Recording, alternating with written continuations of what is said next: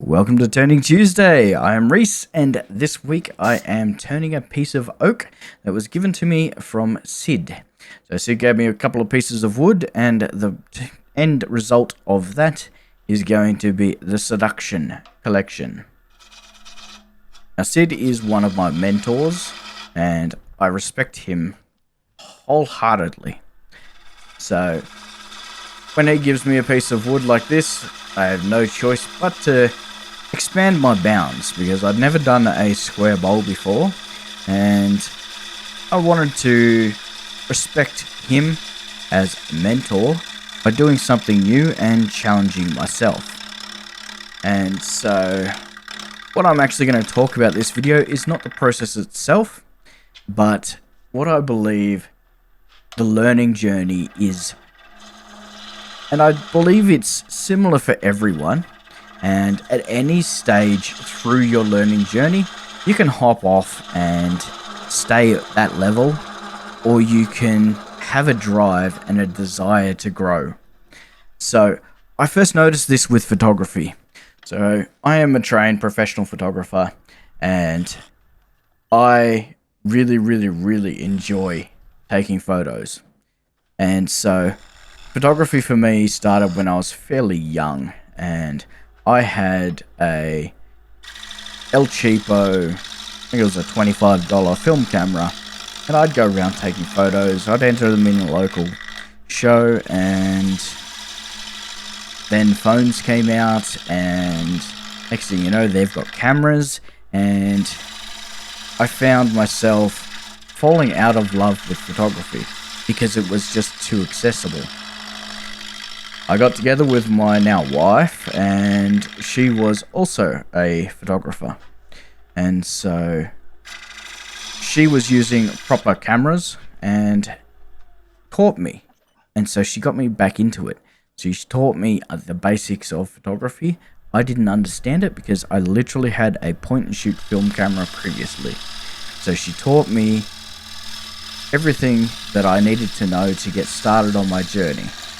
And I then went out and studied properly, and I ended up with a diploma of professional photography. So I do understand, and I've had the experience in the industry.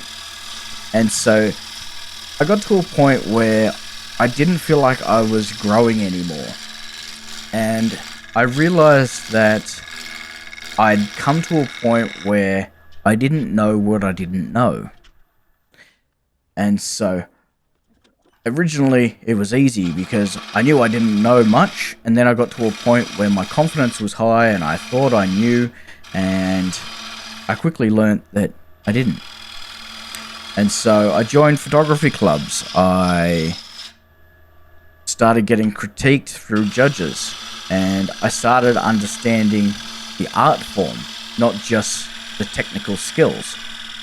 And so I ended up mapping out my journey at one stage, and that was phase one. You're taking pictures of something you like. They're not great pictures, but at the time you think, oh yeah, cool, people will enjoy that. And then phase two is realizing you were taking crap photos. That's when you get disheartened, and you've got a choice. You can either stay crap, or you can learn. And for me, I chose to learn. And then phase three, you start taking snapshots or record shots.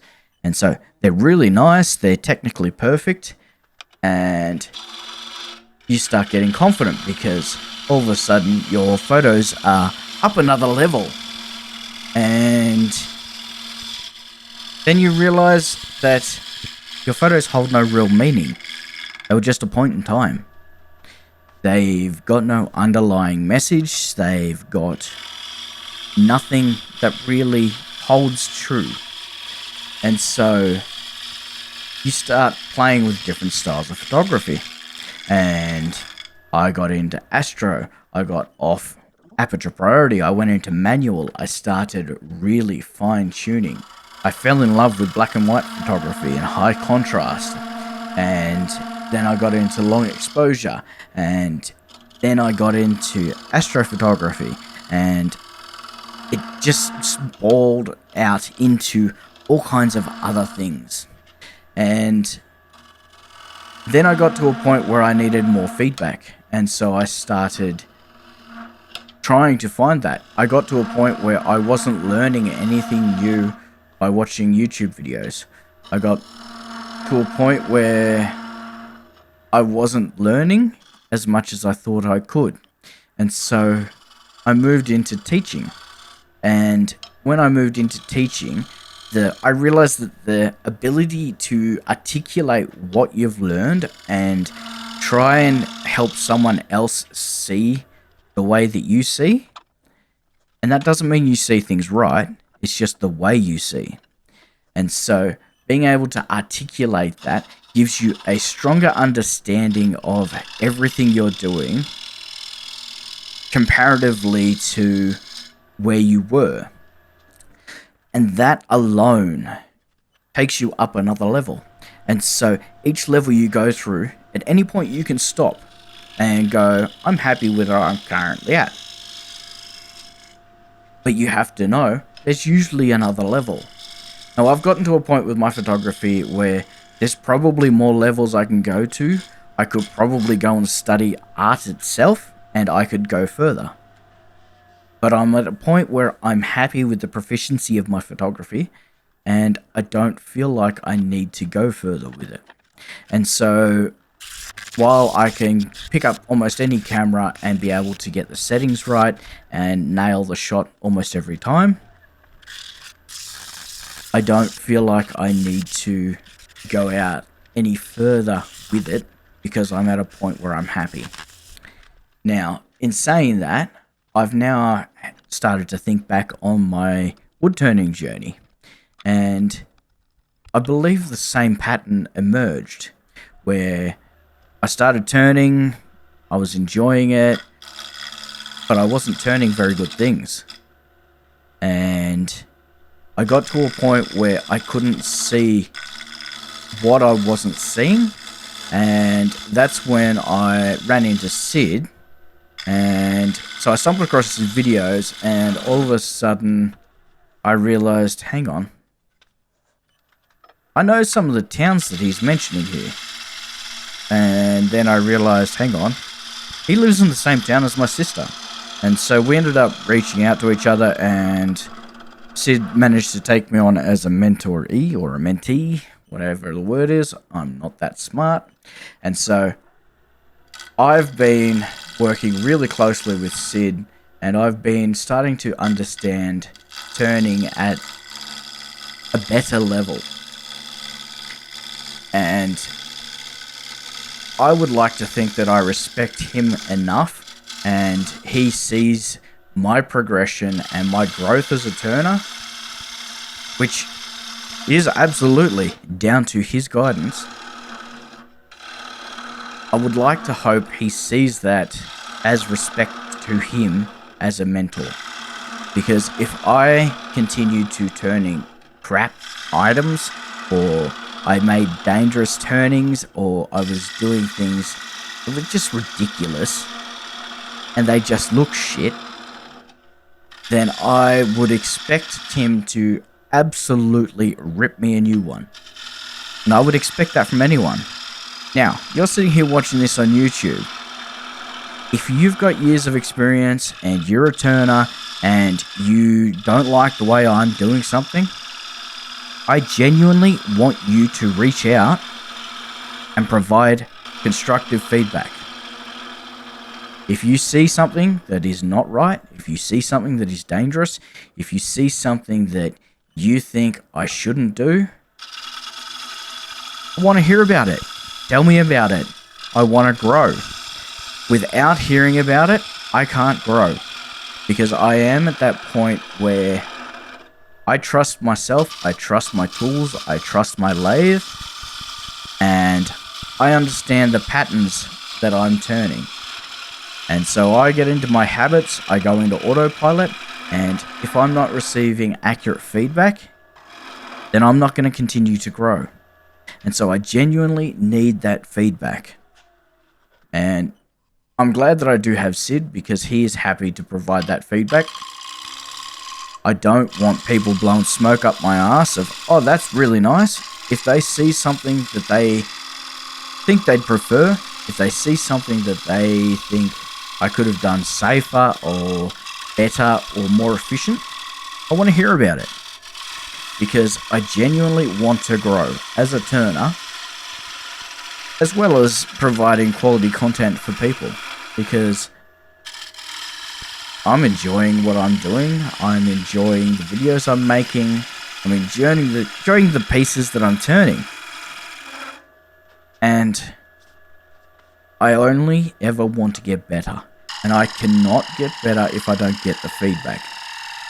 And so I don't think I'm ever going to get the point of professional turner. I'm at the point where I'm making things, I'm selling things now and then through guild sales, and I'm happy with that. I'm not going out of my way and making hundreds of items to sell in bulk. I'm just doing my videos now and then and turning some pieces that are just fun and make sure I'm keeping my skills honed. But again, every time I turn, I've edited the previous video, I've evaluated what I've done, and I've given some thought into how I can do things better. Because that is, without feedback, the only way I can improve is noticing what I'm doing wrong or noticing things I can do better. Now here, I am using a round nose scraper, so a nice bowl scraper. And I know these wings are thin, and I know they're going to flex. That's okay.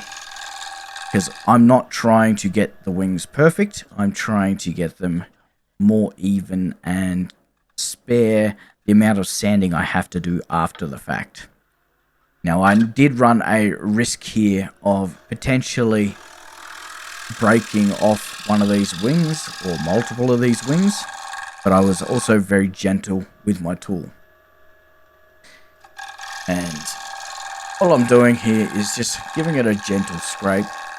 As you can see from the tiny little pieces flying off there, it's just very gentle, allowing the pieces to come to me, and there we go. So as you can see, there's not much in the way of tool marks. Just give me a quick sand, I'll go forward, then I'll go backwards, and then I will pull out my drill and give it a sand up on the wings, front and back, before applying some finish.